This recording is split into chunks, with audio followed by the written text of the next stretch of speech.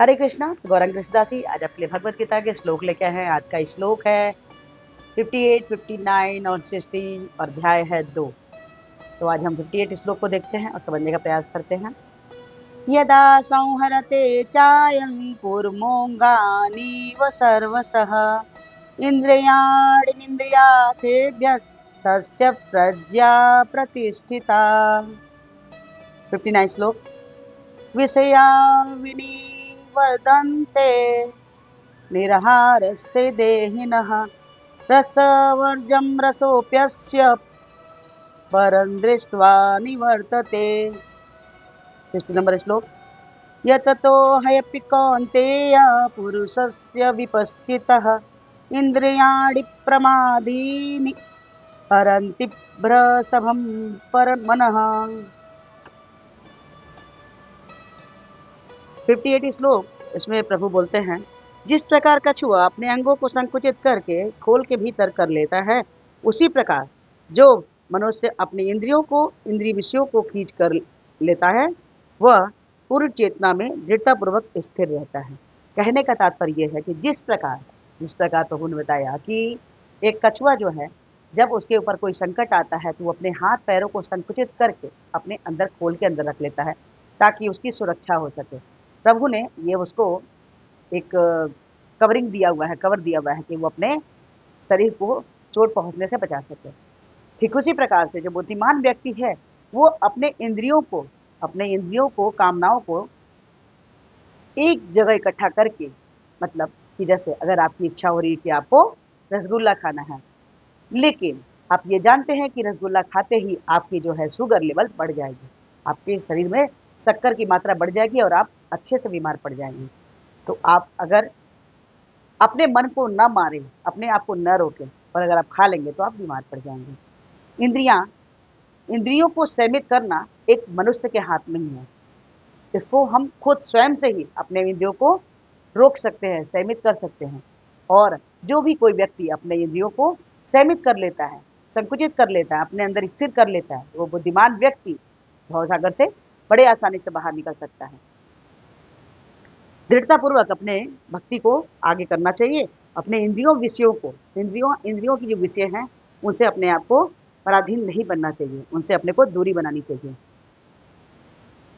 59 श्लोक। इसमें लिखा है, देहधारी जीव इंद्रिय भोग से भले ही निवृत्त हो जाए, पर उसमें इंद्रिय भोग की इच्छा बनी रहती है, लेकिन उत्तम रस के अनुभव होने से ऐसे कार्यों को बंद करके वह भक्ति में स्थिर हो जाता है। कहने का तात्पर्य यह है कि 59 श्लोक में प्रभु बोलते हैं कि अपने ऊपर कंट्रोल करना हमारे स्वयं के हाथ में है। अगर हमें कुछ अच्छा खाने की इच्छा होती है और अगर हम जानते हैं कि इसे खाने से हमें परेशानी होगी, हमारे को दिक्कत बढ़ सकती है, अगर हम इंद्रियों को संयमित रखते हैं तो उसमें हमें बहुत सारे फायदा मिलता है। जैसे अगर खाने की इच्छा है, खाने की इच्छा को हम कंट्रोल करें, हमें समोसा नहीं खाना है, हमें मिठाई नहीं खानी है, तो हम स्वस्थ रह सकते हैं। इसी प्रकार अलग अलग तरह की भोग करने की इच्छा होती है लोगों की, इंद्रियों की इच्छा होती है। इंद्रियां ही हमें कंट्रोल करती है ना, लेकिन अगर हम इंद्रियों को कंट्रोल कर लें तो हम बहुत सुखी और आनंदमय जीवन को जी सकते हैं। 60 नंबर श्लोक। हे अर्जुन, इंद्रियां अपनी प्रबल तथा वेगवान है कि वे इस विवेकी पुरुष के मन को भी बलपूर्वक हर लेती है, जो उसे वश में करने का प्रयत्न करता है। यहाँ पर इस श्लोक में ये कहा जा रहा है, प्रभु ये समझा रहे हैं, इससे हम इन शब्दों में समझते हैं जैसे बर्फ और आग। बर्फ जो है वो हम है, बर्फ जो है हम है। अगर बर्फ आग के संपर्क में आएगी तो क्या होगा? बर्फ अपने स्थिति को खत्म कर देगी। जैसे ही वो आग के संपर्क में आएगी, वो पिघल के बर्फ नहीं रह सकती है। ठीक उसी प्रकार अगर हम अपने इंद्रियों को, अपने मन को अपने कंट्रोल में रखते हैं, तो उसका फायदा ये होता है कि हम हर चीज में हम उन्नति प्राप्त कर सकते हैं। अपने जीवन में हम जिस भी चीज का लक्ष्य बनाते हैं उसको प्राप्त कर सकते हैं। इंद्रियों भोग जो होती है, जो भी कोई व्यक्ति, जो भी कोई मनुष्य अपने इंद्रियों को सीमित करता है, वो अपने जीवन में अपने परम लक्ष्य को प्राप्त कर सकता है। वो लक्ष्य चाहे आध्यात्मिक हो या भौतिक। अगर आप अपने इंद्रियों को सीमित करते हैं, मान लीजिए आपको मूवी देखना है और आपका एग्जाम परसों है, आपको परसों देना है एग्जाम, तो आप क्या करेंगे? क्या बैठ के आप मूवी देखने चले जाएंगे? तो क्या आप एग्जाम की तैयारी जो आपकी लास्ट समय की वो आप कर पाएंगे? आपका मन तो बोलेगा मूवी देखने के लिए, चलो मूवी देख के आते हैं।